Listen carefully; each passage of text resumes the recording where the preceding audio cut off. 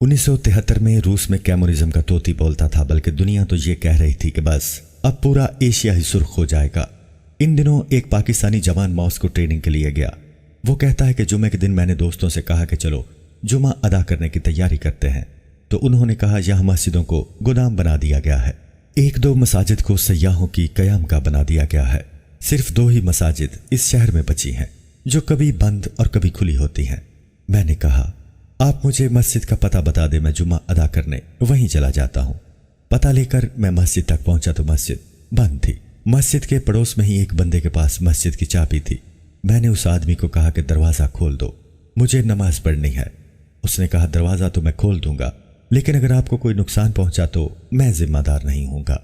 मैंने कहा देखें जनाब, मैं पाकिस्तान में भी मुसलमान था और रूस के मॉस्को में भी मुसलमान ही हूँ। मैं नमाज अदा करूँगा चाहे कुछ भी हो जाए। मैंने मस्जिद का दरवाज़ा खोला तो अंदर मस्जिद का माहौल बहुत ख़राब था। मैंने जल्दी जल्दी सफाई की और काम से फारिग होने के बाद मैंने बुलंद आवाज़ से अजान दी।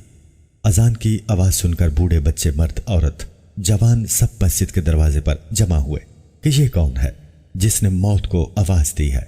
मस्जिद के अंदर कोई भी नहीं आया। खैर मैंने जुमा तो अदा नहीं किया क्योंकि अकेला ही था। बस जोहर की नमाज अदा की और मस्जिद से बाहर आ गया।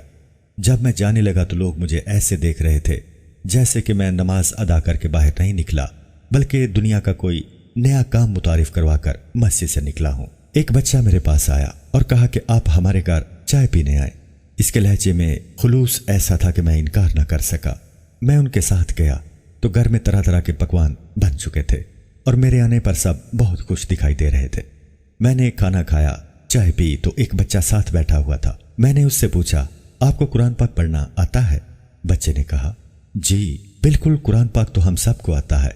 मैंने जेब से कुरान का छोटा नुस्खा निकाला और कहा कि ये पढ़कर सुनाओ मुझे। बच्चे ने कुरान को देखा और मुझे देखा, फिर कुरान को देखा और माँ बाप को देखकर दरवाजे को देखा, फिर मुझे देखा। मैंने सोचा इसको कुरान पढ़ना नहीं आता, लेकिन उसने कहा कि उसको कुरान पढ़ना आता है। मैंने कहा बेटा ये देखो, कुरान की एक आयत पर उंगली रखी तो वो फर फर बोलने लगा बिना कुरान को देखे ही। मुझे हैरत का एक शदीद झटका लगा कि ये तो कुरान को देखे बिना ही पढ़ने लगा। मैंने उसके वालिदैन से कहा हजरात ये क्या मामला है?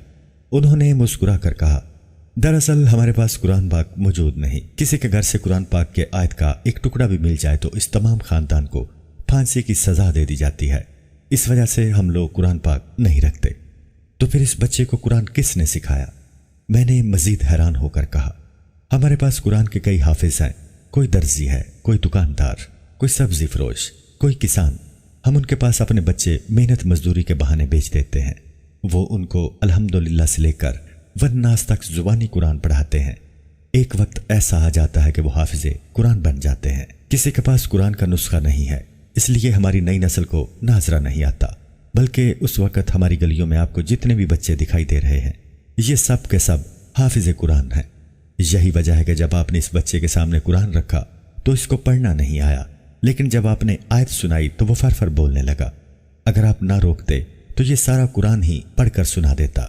वो नौजवान कहता है कि मैंने कुरान के एक नहीं कई हजार मौजज़े उस दिन देखे। जिस माशरे में कुरान पर पाबंदी लगा दी गई थी, उस माशरे के हर बच्चे, बूढ़े, मर्द और औरत के सीनों में कुरान हिफज होकर रह गया था। मैं जब बाहर निकला तो कई 100 बच्चे देखे और उनसे कुरान सुनने की फरमाइश की तो सब ने कुरान सुना दिया।